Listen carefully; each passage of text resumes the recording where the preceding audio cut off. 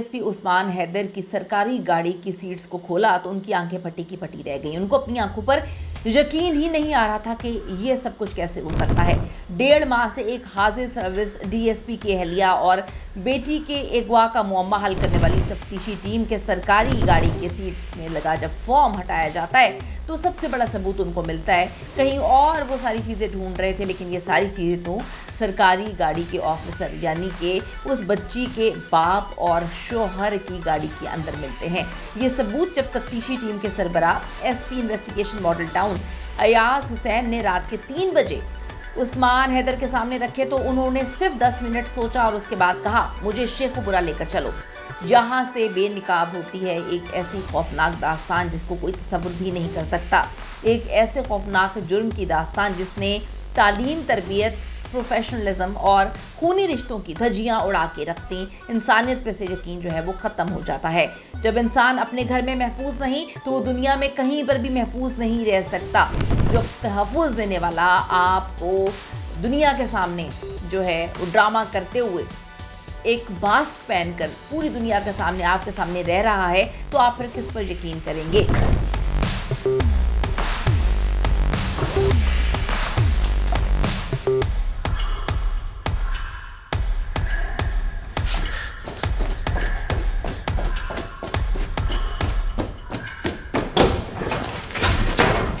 रवां बरस पंजाब पुलिस के एक हाजिर service deputy superintendent of police DSP Mohammad Usman Haider ने लाहौर के थाना बरकी में अपनी अहलिया और बेटी के अगवा का मुकदमा दर्ज करवाया। 18 अक्टूबर को दर्ज किए गए इस मुकदमे में उस्मान हैदर की जानिब से दावा किया गया कि 27 सितंबर से उनकी अहलिया और उनकी बेटी लापता है, जबकि उनके फ़ोन नंबर्स भी मुसलसल बंद हैं और ससुराल वालों को भी इल्म नहीं। FIR दर्ज होते ही तफ्तीश का आगाज़ कर दिया गया और इंतहाई जो इब्तदाई मरहला था उसमें पुलिस ने वही किया जो किसी भी अगवा केस में किया जाता है। SP investigation Model Town Ayaz Hussain ने बताया कि पुलिस ने उस्मान हैदर, उनकी अहलिया और बेटी का जो CDR है वो निकलवाया। तकरीबन वो कहते हैं करीबन 1000 नंबर्स की हमने जांच पड़ताल की और किन किन लोगों से उनका रब्ता हुआ था, कौन कहाँ मौजूद था और लोकेशंस जो है इनके पैटर्न्स वगैरह क्या थे। हर जाविये से फिर तहकीकात का आगाज़ किया जाता है।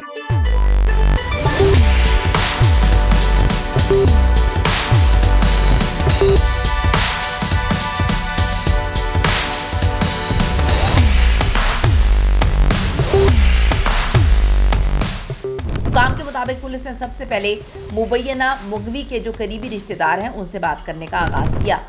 मुबैना मुगवी खातून की बहन, वालिदा और बहनोई से तफ्तीश हुई। इस दौरान कोई ऐसी बात सामने नहीं आई जिससे जो है इन्वेस्टिगेशन में मदद मिल सकती। अब ना तावान का कोई मुतालबा है, ना किसी से दुश्मनी का सुराग है, ना कोई वाज़ेह धमकी मौजूद है।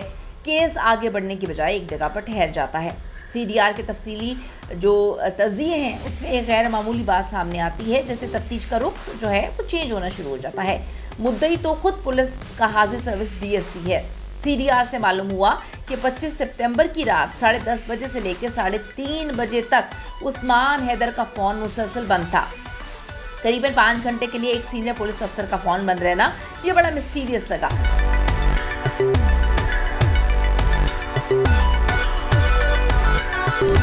इत्तफाकिया तो नहीं लग रहा था। यही वो लम्हा था जब शक व शुबहात जो है वो ठोस शक्ल इख्तियार करना शुरू कर देते हैं। यहाँ से कहानी में ट्विस्ट आता है और बड़ा खौफनाक ट्विस्ट आता है। DSP उस्मान हैदर अपने ससुराल वालों के जो केस वो फॉलो अप कर रहे थे उन पर धमकियां डलवाना शुरू कर देता है, उनको डराना धमकाना शुरू कर देता है। नवंबर 2025 में समिया की बहन यानी कि DSP की जो बीवी है उसकी बहन तहमीना शौकत ने पंजाब CM मरीम नवाज को खत लिखा। इल्ज़ाम लगाया कि DSP ने बीवी और बेटी को तशद्दुद का निशाना बनाया और कत्ल किया है। बेटी को छुपाया गया है, पता नहीं कहाँ पे, या कत्ल कर दिया गया, हमें कुछ नहीं पता। पुलिस पर गफलत का इल्ज़ाम लगाया। पुलिस ने फैसला किया कि अब जो शकूक व शुबहात हैं और ठोस सबूत के साथ वाज़ेह किए जाने का वक्त आ चुका है। पुलिस ने फिर DSP उस्मान हैदर के घर का फोरेंसिक करने के लिए एक टीम बनाई। घर का बारीक बीनी से जायज़ा लिया गया। टीम को बेसन, वॉशरूम्स, किचन, बेड से निहायत कम मिकदार में खून के ट्रेसेस मिलते हैं।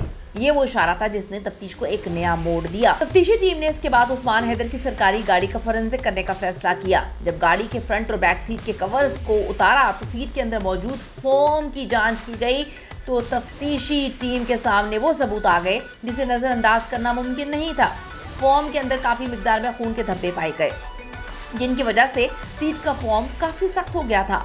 इसी दौरान डीआईजी इन्वेस्टिगेशन सैयद ज़ीशान रजा ने खुसूसी तफ्तीशी टीम तश्कील दी, जिसकी सरबराही SP investigation Model Town Ayaz Hussain जो है उनकी सुपुर्द की गई।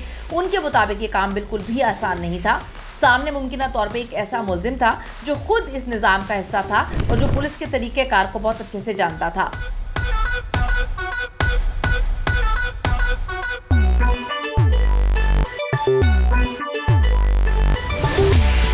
पूरी रात तफ्तीश जारी रही। जब तमाम शवाहिद एक एक करके मुलजिम उस्मान हैदर के सामने रखे गए तो वो खामोश हो गया। 10 मिनट के वक्फे के बाद उन्होंने एक ही जुमला अदा किया, मुझे शेखुपुरा लेकर चले। रात के 3 बजे गुप अंधेरा छाया हुआ था और शदीद धुंध फैली हुई थी। पुलिस की गाड़ी सियालकोट मोटरवे पर दौड़ पड़ी। काला शाह काकू इंटरचेंज के करीब जो है पहुंचकर मुलजिम ने रुकने का इशारा किया। एसपी इन्वेस्टिगेशन अयाज हुसैन बताते हैं कि ये इलाका फिरोजवाला थाने की हदूद में आता है। उस्मान हैदर ने बताया कि उन्होंने अपनी अहलिया की लाश यहाँ पर नाले में फेंकी है। पुलिस को रिकॉर्ड से मालूम हुआ कि 5 अक्टूबर 2025 को इसी मकाम से एक मसकशुदा लाश मिली थी, जो बाद में पोस्टमार्टम के बाद शेखुपुरा के कब्रिस्तान में अमानतन दफन कर दी गई थी। मुलजिम उसी रात पुलिस को लाहौर की तरफ लेकर आता है, जहां उन्होंने इंकशाफ किया कि उन्होंने अहलिया के बाद बेटी की लाश थाना काहना की हदूद में जो मेला राम गाँव है उसके करीब नदी है उसमें फेंक दी है। रिकॉर्ड खंगाला गया तो मालूम हुआ कि 27 सितंबर 2025 को यहाँ से भी एक नामालूम लाश मिली थी, जिसकी उम्र 20 से 25 साल मालूम हो रही थी, जिसकी जिन्ना हॉस्पिटल में पोस्टमार्टम के बाद गांव पंजू के कब्रिस्तान में तदफीन की गई थी। उस्मान हैदर 25 सितंबर को रात 8 बजे बीवी और बेटी को घर से साथ लेकर जाता है। एयरपोर्ट के करीब रेस्टोरेंट पे तीनों बैठकर सुकून से इकट्ठे खाना खाते हैं। रात 11 बजे रिंग रोड के करीब बीवी और बेटी को ये कत्ल कर देता है। हिरासत में लेने के बाद डीएनए टेस्ट जो है वो भी कराया गया। मुलजिम की गाड़ी से मिलने वाला खून मैच हो जाता है। मुलजिम डीएसपी उस्मान ने 2 शादियां कर रखी थी। उस्मान हैदर अपनी पहली अहलिया को कत्ल करता है। पहली बीवी समिया ने उसकी लव मैरिज थी, मोहब्बत की शादी थी, जबकि दूसरी शादी जो है वो उसने अपने खानदान में की थी। मुलजिम की बेटी मुलजिम की बजाय अपनी माँ का साथ देती थी और माँ की तरफदारी करना इसको बहुत बुरा लगता था। इसी वजह से मुलजिम ने अहलिया के साथ बेटी को भी कत्ल कर दिया। कत्ल में सरकारी गाड़ी का इस्तेमाल हुआ। मुलजिम ने प्राइवेट पिस्टल जो है वो इस्तेमाल किया। हुकाम के मुताबिक ये तनाज़ा सिर्फ एक प्लॉट की खरीदारी पे था। इस हवाले से एसपी अयाज हुसैन ने बताया कि मेरी बीवी चाहती थी कि एक प्लॉट उनके नाम हो, ताकि जब बेटी तो जवान थी और अपनी बेटी के लिए एक महफूज घर की ख्वाहिशमंद थी। बेचारी का क्या कसूर था, बेचारी यही तो चाहती थी। मुलजिम इस बात पर अहलिया पर तशद्दुद किया करता था। 25 सितंबर की रात गाड़ी में ही तल कलामी पे उसने पिस्टल निकाला। फ्रंट सीट पे बैठी अहलिया को 2 जबकि पिछली सीट पे बैठी बेटी को 1 फायर मारा और यूं लाशें अलग अलग मकामात पर ठिकाने लगाईं और चंद दिन बाद खुद ही अगवा की एफआईआर दर्ज करवाता है। अब मकतूला की वालदा की शिकायत पर ये सारे के सारे शवाहिद वगैरह इकट्ठे किए गए। ये दोहरे कत्ल का केस जिसको सुनकर लोगों के पैरों तले से ज़मीन निकल जाती है, जिसकी सज़ा कानून के मुताबिक 2 बार सज़ाए मौत है। डीएसपी उस्मान हैदर की अपनी ही फैमिली को कत्ल करने और फिर 3 महीने तक पुलिस को उलझाने, पुलिस को गुमराह करने और ये साबित करता है कि हमारे करीब जो रिश्ते हैं हम उन पर एतबार नहीं कर सकते हैं। रिश्ते भी हमसे नफरत कर सकते हैं। इंतकाम और सफाकियत में ये रिश्ते तब्दील हो सकते हैं, लेकिन मुजरिम कितना भी ट्रेंड, कितना चालाक, कितना मक्कार, कितना ही बड़ा पुलिस का अफसर भी क्यों ना हो, कोई ना कोई सबूत पीछे छोड़ ही जाता है। मिलते हैं जी अगली वीडियो में। अल्लाह ने के बाद।